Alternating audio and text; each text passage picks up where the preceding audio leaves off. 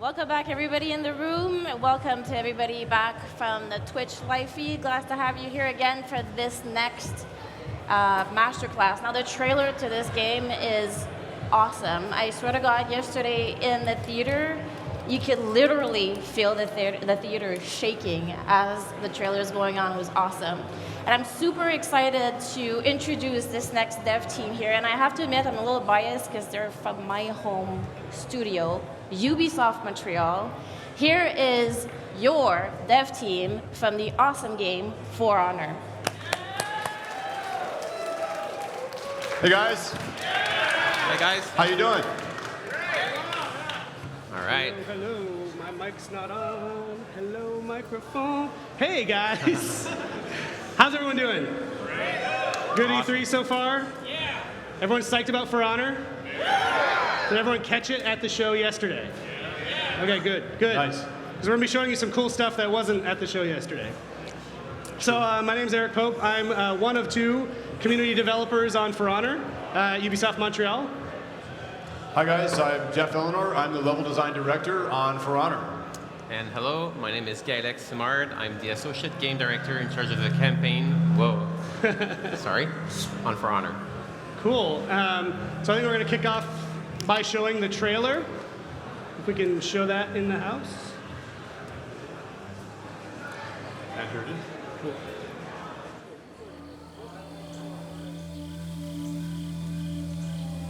There were no signs. It came without warning.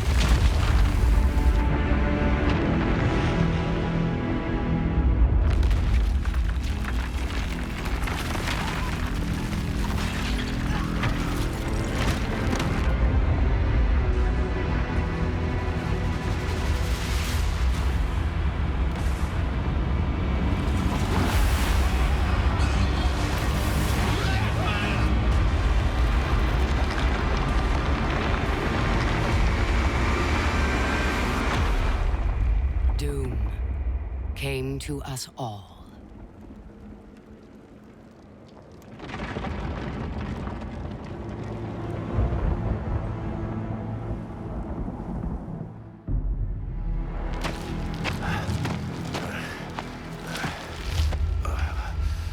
The desperate few struggled to survive.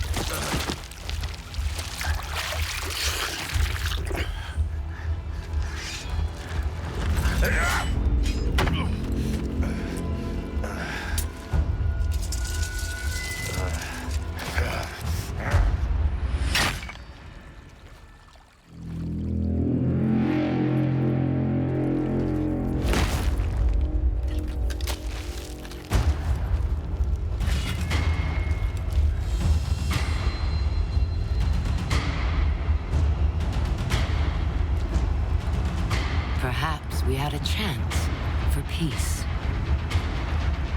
But desperation and trust are seldom allies.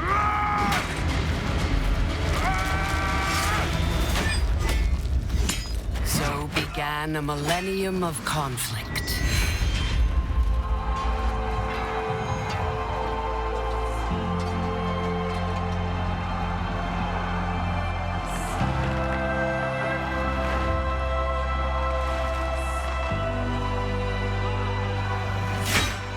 A 1,000 years of war.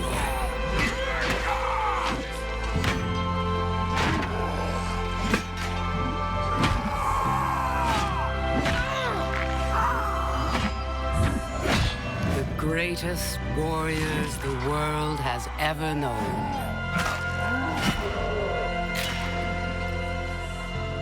The reason they fight, lost to the ages.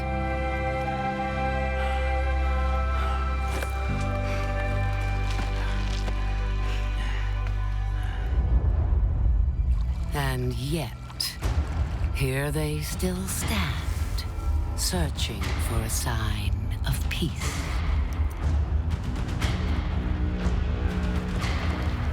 I will show them.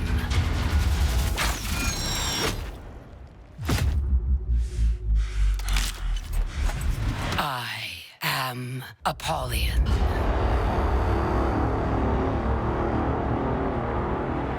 bring war.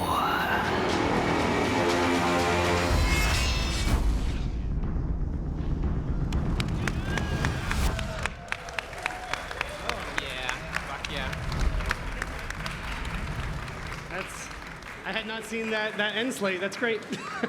So as you Nice, saw, we have a nice. release date, Valentine's Day. So make your plans now. Yeah. We're all about the love. So cool. So you had probably already seen that, maybe. If not, I hope that was a pretty good showing.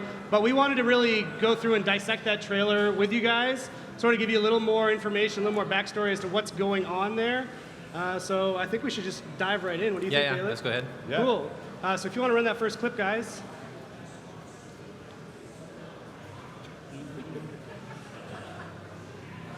So we sort of have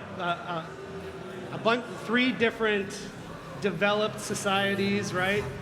And then this is kind of throwing people into chaos. Yeah, exactly. Like about 1,000 years ago, the three factions were big civilizations that were pretty advanced, and then suddenly the cataclysm happened. We don't know how long it lasted, but we know that the whole world was wrecked. Lava started to flow. There was drought, tsunamis, everything, and they lost their resources. They lost their knowledge, and it brought all these great civilizations almost into like a dark age. Right, and I think one of the key things there too, in case it's not plainly obvious by the fantasy of our game, this is not based on the real history of our world. No. This is its own world, but inspired by our history. Ask your teacher. Exactly. Yeah, we wanted the players to feel, when we talk about samurai faction and knight, we want you to feel as if that's what it would be to be that type of character. But other than that, we wanted to create our own world where these three factions meet and have a bit of liberty to also make an awesome game. And let's see them meeting here on the next clip. Came to us all. So we see the three different factions, their whole world just Devastation. destroyed. And as you mentioned, this all happened 1,000 years before the events of our game, pretty much, right? Exactly.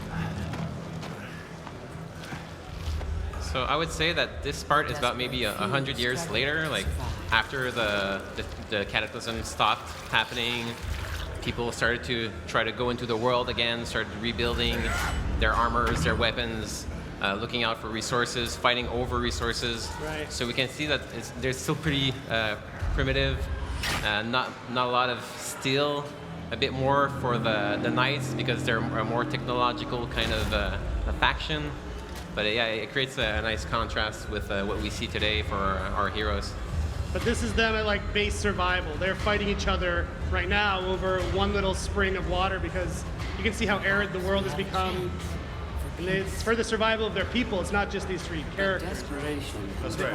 So I mean, this little bit of water is sort of a metaphor for people struggling for resources. Right. Yeah, it's not.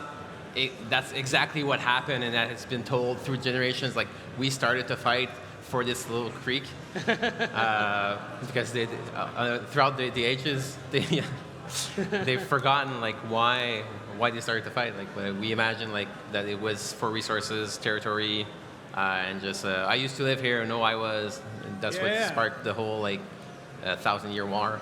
Which is a good segue to the next clip, if you want to roll that.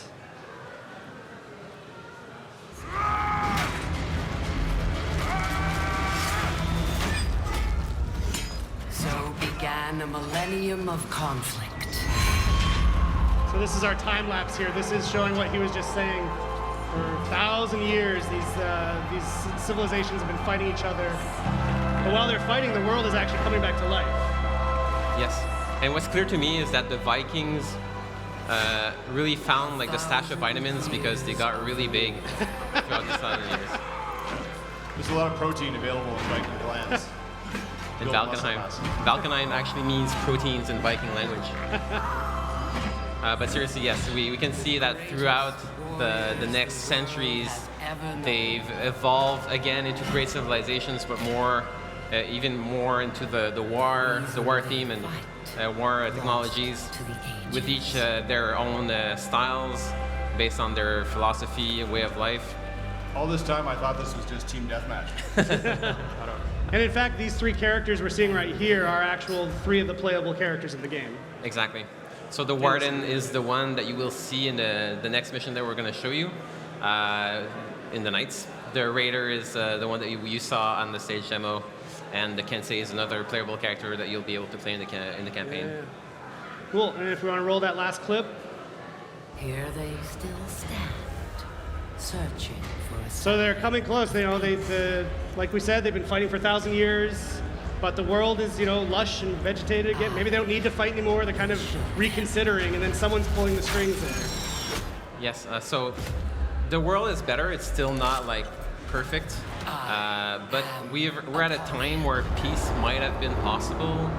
But Apollyon makes sure that that doesn't happen because she thinks that might makes right, and that it's preferable to let the wolves roam free. So she's kind of orchestrating the chaos and the infighting between the factions. And So as you mentioned, her name is Apollyon. Her name is Apollyon. What's her deal? Who are these guys that are with her? Apollyon is the leader of the Blackstone Legion. Each faction is like a big family, and they each have their own sub-factions, so it's not always like everyone's aligned with the same ideas. So Apollyon, she leads the Blackstone region, and like I said, her goal is to create this chaos. One interesting fact about her armor is the story of where it came from.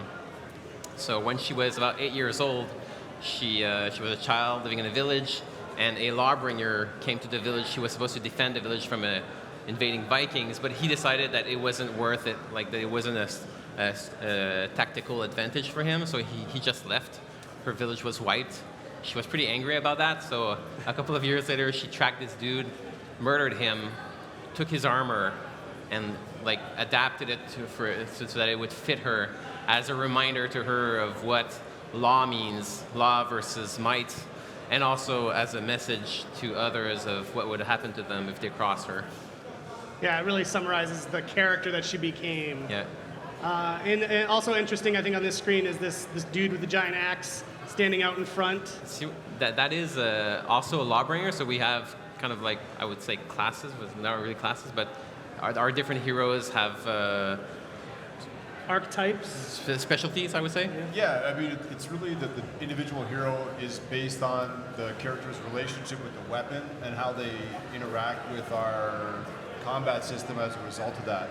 So the Lawbringer is the character in our game that has the giant axe that you see there. And this specific lawbringer is not the one who let Apollyon's village die. He's actually her right arm man. Sorry about that. And his name is Holden. Holden. So I think that lends a good segue to our next segment. Almost as if we planned it. We're now going to play the game with you guys, and we're going to kind of walk through what you're going to see, which some of you might have had a chance to get your hands on over here. This is the very first mission of the game. And our friend Picolix, my favorite Pokemon and dev tester from our crew back in Montreal, will be playing it for you. He's very good at the game, but he'll be walking you through it slow. So let's dive in, Alex.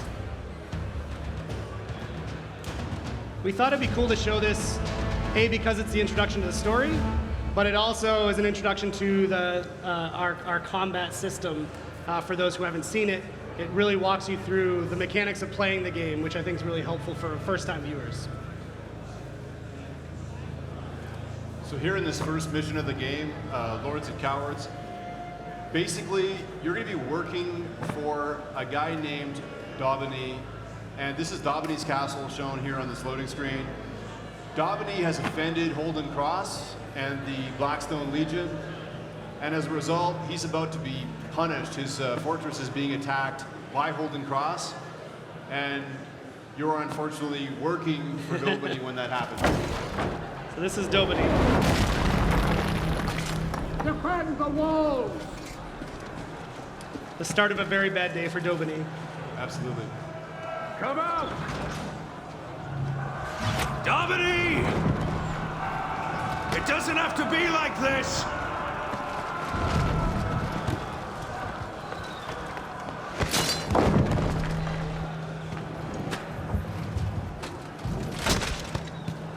Keep them off the walls! So there's Daubeny falling back. Break it down! And Holden Cross is determined to get inside the fortress.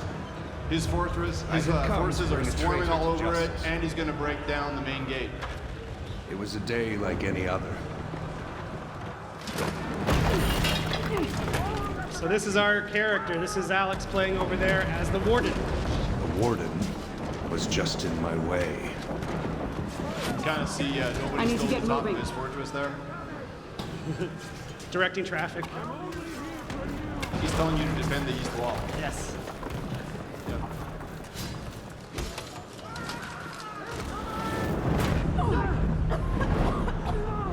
So right away, we're thrust into battle against currently 2 opponents.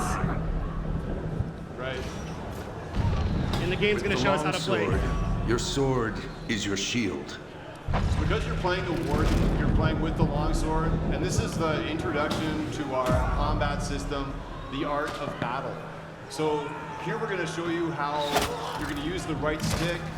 Now he's defending against 1 opponent. Play left and right. I love that that guy gets hit in the face every time. But as you can see, the position of your longsword here is controlled by the right stick, and it really shows off how our fight system works. So because your weapon is in that position, you're available to block with the longsword. So if you're looking at the opponent here, it's telegraphing where the opponent's stance guard is, and Alex is defending by using the same guard on his character. Right. So right now he's in a top guard, so a top attack just bounces off his sword.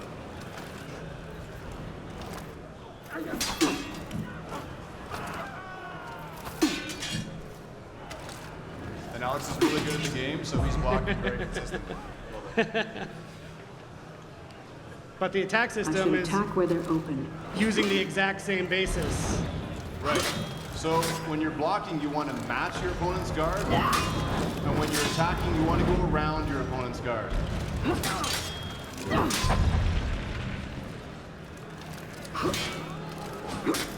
Which honestly, it creates a really, it feels amazing to play the game if you haven't had a chance, because there is so much My forces were skill coming over and that thought wall. involved. So it's really kind of a dance. Held them off. Yeah, it's not just a timing game. You want to kind of fake your opponent out a little bit. You can attack from one side and then the other. And the timing of moving your sword across is really important, because if you start an attack Alone. That warden like held in the that wall. case, that sergeant coming up over the wall there was doing an attack. So even though he was in the right guard direction, because he's attacking, he can't block. He's taking on 2 at once here.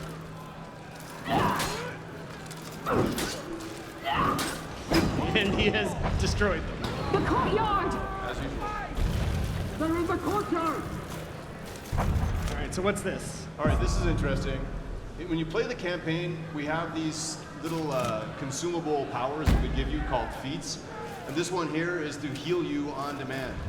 There's other ways to get help during the campaign, but obviously you just assigned it on the D-pad there, and you'll be able to use that when he gets hurt, if Alex gets hurt during this battle. He's very good at the game. These little foot soldiers don't need to be locked onto. You can just kind of grind your way through them.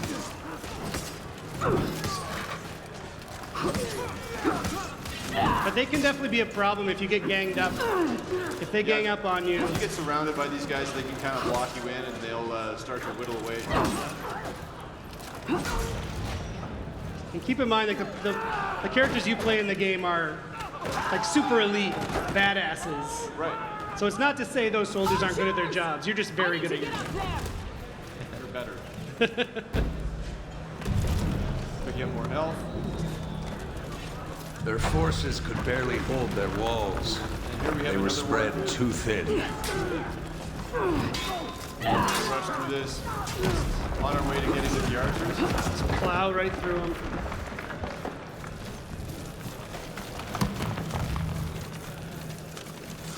And we're going to rejoin Dobany That is how it is defending done. his fortress there. All right, check that out with the catapult was just taken over on the wall. Right. And right now we're trying to get to those archers.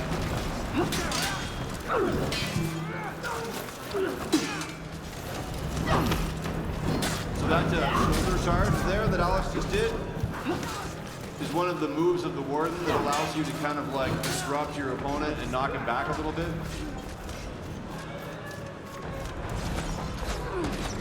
I love this part.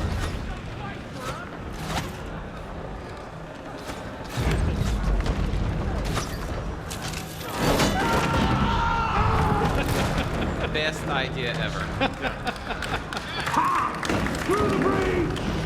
Y'all cannot believe how long it And that was the final straw for Holden Cross. He's like, all right, I'm done with this. We're just going to blow through the wall and take this castle. Right, and the battering ram, you can hear it in the background. It's still hammering away at that main gate. But more and more of Holden Cross's forces are getting inside the castle. And that death from above attack was made short work of that guy. Yeah, that drop attack does a lot of damage. So there are other moves too that he can use. There's that shoulder charge again. See that quick top-like parry there? So you have some options to break your opponent's defense. There's a guard break, and you also can parry with your sword. Right. Which Alex can show you. We'll get to showing off the depth of that system in just a little bit.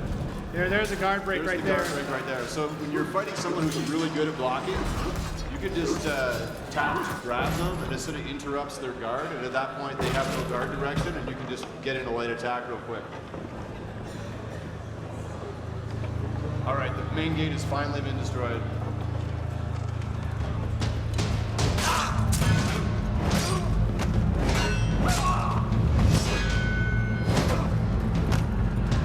Stop! Dominate! Dominate! Show yourself!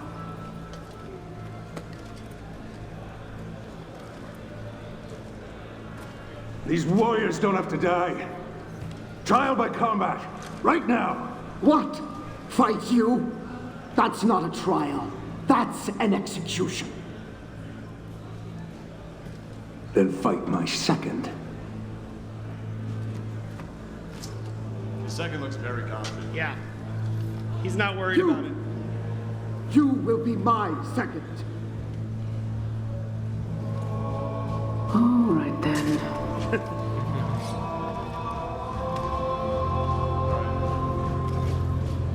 Here's the first real rule of the game, and we can count on Alex to kind of show off some of the depth of our fighting system right here. He can chain attacks. He can use those different guard breaks and parries. Dodging. There's that shoulder charge. Super useful on the Warden.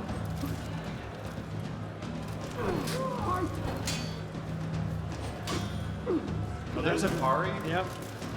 And there's a guard break. Oh. Yep. Almost got him in the fire. There we go. And he pushed him in the fire. Take that, hot dog.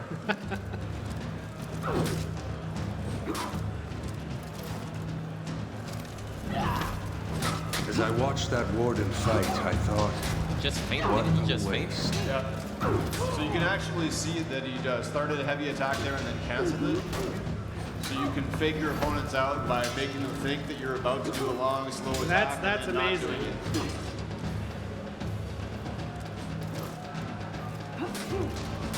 The warden was young, undisciplined. Talent like that is rare. And yet it's still always based on those foundations. Like, you always want to think about your opponent's attack direction and block when it's appropriate. Uh-oh. And right there, there's the execution.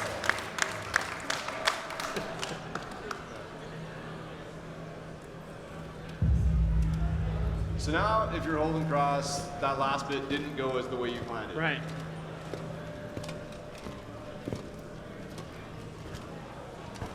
Adamar, the guy with the skull on his face back before his head rolled over. It will not do for a Supposed knight to be of the good. Blackstone He was an Legion important to be employee. defeated by a common mercenary. Night of the month.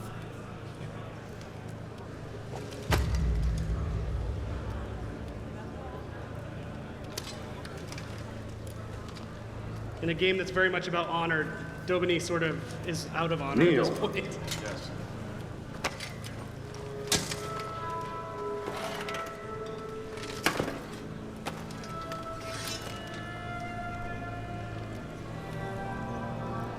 You can tell in this playthrough that Alex took some Valor in really battle. hard blows to the head. For honor and service, I, Holden Cross, raise you. There. Stand. Knight of the Blackstone Legion. So here Holden Cross has knighted you. He's essentially made you a part of his army. And given you Daubany's sword. And he's given you Dobany's sword, which was shinier than your sword. Yeah, let's hope it was not a family We're heirloom. finished here. It's not Family your father's heirloom. sword. Yeah. So Holden Cross has Come on. shown up. He's utterly beaten up Dobany's castle, and now And that he's was taking how his I best met the fighter, warrior. which is you. Who would set me And against all you are I now held working dear. with him as part of the Blackstone Legion. Yeah. And that's the first mission of the game. Which is pretty cool.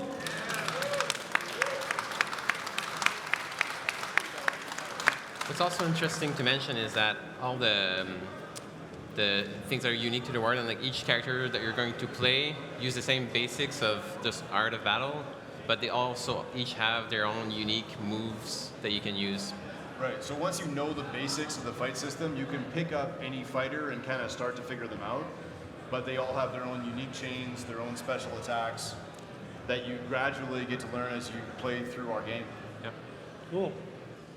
Yeah, so that's not all that we brought with us today. There's something that's sort of holding this game together in a cool way that really makes it work, and that's the animation system. Our guys back at the studio have kind of engineered something innovative, really innovative, that they're called motion matching. It's crazy good. And unfortunately, we don't have our animators here with us, so we thought we would shoot a video with them, and they can explain the motion matching system to you right now. So let's roll that. Check it out. Hello Warriors, I'm Kainwen, Animation Director on For Honor. I'm here with one of our animation programmer, Simon Clave. Hello everyone, we're here to tell you more about the new approach to animation we use on For Honor. The goal is to make you feel the true emotion of melee combat, that you are the ones on the battlefield. Our game is definitely skill-based. Your ability to perform the right move at the right moment will make the difference between life and death. The animation quality we're aiming for should never impact the accuracy of the gameplay. That's why we made this new system called motion matching. Motion matching is a big data, brute force approach to animation. It starts with mocap, lots and lots of mocap. Everything you see in the game has been performed by martial arts experts with real constraints of weight and inertia. Let's start with navigation. So here I am running around in the game, and I want to turn left 90 degrees. In a typical system, an animator would have chopped a little piece of mocap and imported it in the game under a name such as run turn left 90. The system would find this animation and play it somehow. But we might have lots of different turn angles and speeds, and they could start from different poses. It quickly becomes a pain when we need to deal with high-quality combat navigation with different stances and styles. In fact, we found that by chopping the animations into small pieces, we kind of lost the nice flow of motion that we got on the mocap floor. So we do something else instead. We record our actors running around for several minutes. They start, they stop, they go at different speeds, different directions, different turn angles, different slopes, and so on. We just keep it all as a list of long animations. Then at runtime, we are in some pose, and we want to move in some direction. We just go through all the frames of our data, and we look for the one that matches the two following things. First, how much this frame looks like the current pose and velocity. And second, we check if the motion that follows this frame would bring us where we want. And we just jump to the winning frame. We blend there with some small blend time so it doesn't pop. But we have more than running around in our game, obviously. We mark up events like attacks, blocks, and hit reactions directly on top of the long animations. Then the game makes a plan of what events need to happen in the near future. Something like, I want this type of attack at this specific time from this stance with this strength. That request is also considered by the matching system. So here, in fact, we match three things: current pose, future trajectory, and desired events. Thanks to motion matching, there is no disconnection between your inputs and what you see on screen. It looks right and it feels right. All right, that's all for today. Thank you for watching. Have a great E3. Bye.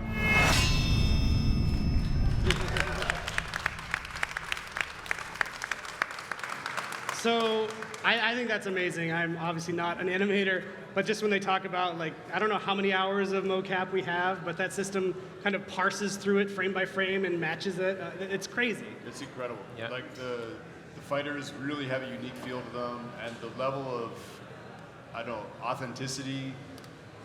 And I don't mean authenticity like it's necessarily the way these fighters would have fought thousands of years ago. I mean it's authentic in the sense that the skeletal animation is really, really legit. Like, if our character bends his wrists and turns in a certain way, that means a human being can actually do that move and has done it. And it makes every character feel totally unique, even when they walk. And like, since our whole thing is about making you feel the weapon in your hand with the art of battle, like this animation system, like we couldn't have done it without it, I feel. No, it's really a huge part of the identity of the game. Yeah, it's amazing. So I'm glad that even though they couldn't be here, we were able to show that and kind of give you guys a look behind the curtain at that system. Now, we actually unbelievably have time. We ran through, we didn't know if we would have time to do much Q&A, but we do have some time to do some Q&A. So I'm going to toss it to my man, EMILE, my fellow community developer, who will be taking questions from the crowd, from our Twitch chat. EMILE. All right, 1, 2, 1, 2. Thank you, Mr. Pope. It's good to see you guys. I hope you enjoyed the presentation, right? It was great? Yeah, amazing. It's good to see you, and it's good to be seen as well. So, of course, we have a lot of questions on Twitch, but we will start with a few questions from the audience. But first, we had people from our Star Players group submitting us questions. So, Mr. Haveris right here, I know you have a question for these gentlemen. Absolutely. So is the campaign, you're going to pick one of the factions and extend through to like one of 3 endings? Or is it something where you're going to jump around between the 3 or start with one, progress into the next, and then on to the next, leading to one grand ending? Yeah, so that's a good question. Since we want to tell a specific story of Apollyon and 3 factions and all they all interacted with each other, you're going to play each campaign in a specific order. Well, the campaign and each faction in a specific order. So you're going to start with the Knights as the Warden, then go into the Vikings campaign and play as the Raider, and lastly in the Samurai campaign, in the Samurai part of the campaign. And we really wanted to do that because it sets up the world that you're going to experience when we play multiplayer.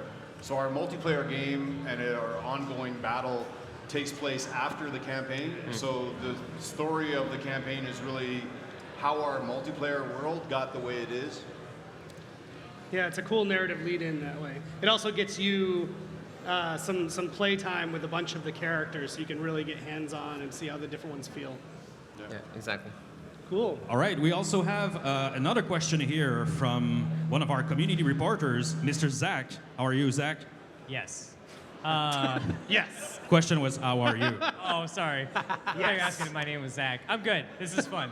Yeah, I do have a question, though. So, obviously, you have a lot of mocap going on. It looks beautiful and stunning. Even the foot weighting is there with everything. But how much research went into, like, the text of finding out how all these weapons are used and actually bringing that to life?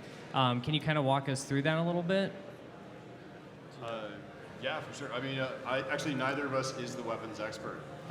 It's one of those times when I wish that Jason was here, because Jason has this long list of essentially like gigantic wads of nerd data on that we obsessively track through, and we use that information when we go into mocap. So the way that the weapons were traditionally wielded is really important for us in directing our mocap actors.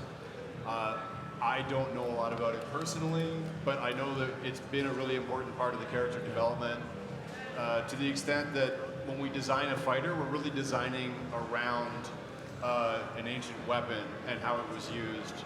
And all of the personality of the fighter starts from that weapon and how it got used historically to fight with. And we've actually hired specialists in each of the weapons that we needed to mocap to make sure that it was as close as possible as how you would wield that weapon. But also, not even just the weapons. I imagine for the level design, there's probably a healthy amount of reference for the old castles and civilizations and such. Yeah, I mean, I'm going to geek out with you for a second. as a kid, I got dragged around Europe by my dad because I'm British Canadian, and I spent a lot of time walking around castles. I've always been interested by them. So as a level design director, when someone invites you onto a project that actually has castles, that gets pretty exciting. And I'm working with an art director who loves to make just these sort of crazy, fantastical things. So together we used a lot of ancient reference and then scaled it in a way that's appropriate for our fantasy and our game. Because of course we have the golden age of our individual societies. We have the apocalypse, and then we have where they are now and how they're trying to rebuild. So the scale of all of our castles and the way the personality of those places really is influenced by historic, but it's also fantastic at the same time. Cool. Emile. Yeah. I think we had another question in this area here. Yeah, Mr. here. What is your name? Arliss. Nice to meet you. So what is your question? Describe the typical multiplayer match to us. Describe a typical multiplayer match. Is that what you said? Yep. That's Cool. a very good question. That is a good question because we're showing right now, That's a good we're question. focusing on the story campaign, but there is a huge chunk of the game that's multiplayer focused. Yep. Typically at the end, I win. Wow. Even against Alex? How would you describe a typical multiplayer match? Typically, you win when I'm in your team. Well played. No, but what I would say is, yes, it's not our focus at this E3. There's a lot of stuff that we have from the past E3 that you can look into. But what I would invite you to do is to register on our website for honorgame.com, because there are upcoming live periods. So then you'll be able not only you'll be able to experience it yourself. So. Yeah. Actually, that's a beautiful segue. You should really do that. We're really counting on community input to improve our online experience and make sure it's really robust. You guys have played a lot of online games on release, I'm sure. You know that different things can happen. And part of what we're committed to doing is bring you guys the best experience possible. And for us to achieve that, we're going to test it a lot. So please go to forhonorgame.com online and sign up, because we need those beta players. Yeah. Because we want the typical online experience, we want the typical multiplayer match to be really, really fun. Yeah. How many people in the room participated in our very small alpha that we did last year? 3, 4 guys? Nice. What'd you think? What'd you think? Cool. Cool. For those of you at home who can't hear them, they said it was awesome. Yes. Emile. Yes, sir. So we have, we're jumping on Twitch real quick because we have a lot of questions coming on the stream. The first one and it also gives me an opportunity to say some fancy gamer names. It's always fun to say that in a microphone. So Neon the Wanderer, that was pretty simple, says, can you choose your gender? Of course you can. You can choose your gender and also your skin color. Yep. There's a nice thing that we have on the team, and there's a female word for warrior, and it's warrior. Right? Right. It's not complicated for us. You can change your gender while you're customizing your character. You can change the skin color while you're customizing your character. It's really about who you want to play as. That's it. Yep. Awesome. Next question from Day-to-Day Gamer. Will all heroes fight with two-handed weapons? I like the way you read that, Emile. No. No. That's pretty much it. No, they will not. Okay, clear and simple. Slow Cooker asks, are there dragons in For Honor? Only on decals. Like just no, it's Yeah, not. maybe It's not on some armor. It's not a high decals. Oh yeah. It's not a high fantasy setting. We're not like fully realistic, but like we're in a realistic. Let's call it type of- mid-fantasy. Mid fantasy, yeah, low fantasy. So no dragons or non-humans in the game. That's good. Next question by MLG Mystic. Are there more than one boss per faction? One boss? One boss. So like in the campaign they're probably talking about? I'm guessing that question is inspired by what we showed at E3 this year when you fight Saburo at the end. And we have different levels of bossness for the enemies that we make you fight in the game, but there's quite a lot of unique, dangerous characters or bosses and mini-bosses that you're going to fight throughout the campaign. Yes. So absolutely, there's more than one special duel scenario that you're going to face throughout the campaign in each faction. What he said. All right. Next question. This one is more difficult. Weezixt asks, will this game have... Yeah, I think that's kind of obvious. Will this game have multiplayer? Yes. I think it will. We were watching last year. We're excited to confirm today. There is multiplayer. There's definitely multiplayer. All right. Fixit NZ asks, is there a customization in For Honor, and at what level does it go? There is, but again, it's not something that we're talking about at this E3. We want to keep some exciting stuff to talk about in future events and at future moments, but it's amazing. Like, what I've seen is really cool. Like everything that we do, actually. Pretty much everything. Last question on Twitch here by Synchronous1. Can you injure your allies? Your allies? That's a great question, yeah. Friendly fire? Yes, you can.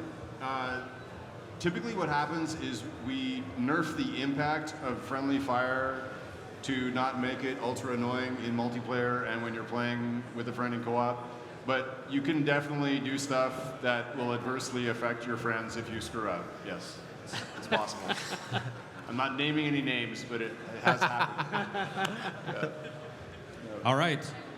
So maybe one last question from the audience, guys. Here, I'll go on this side because I stay pretty much on the other side the whole time of this masterclass. So, Mr. here, what is your name? My name is Colin. Nice to meet you, Colin. What is your question? My question is, do you guys plan to cover any other cultures besides Knight, Viking, and Samurai? Something like a Celtic warrior or any other kinds of cultures, any other warriors from other cultures?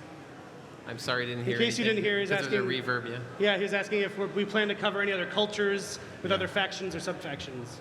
Well, for us, why we chose these three factions is because we feel like they're the main big families that kind of encompass everything. So it's more like a wrapper. Whether there will be other factions, other things, it's not something that we're talking about again today. But yeah. Cool. So I think, based on Emile running away, we're going to have to go. But before we go, we want to bring these guys up. Nice.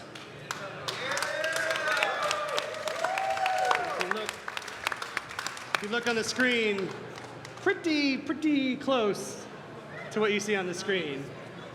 These guys are crazy good at this. Seriously. Yeah. So thanks everybody for coming, and thanks everybody for watching at home or at work, wherever you are. If anyone in Montreal is watching, what's up, guys? Wish you were here. It's warm. You don't want to be here.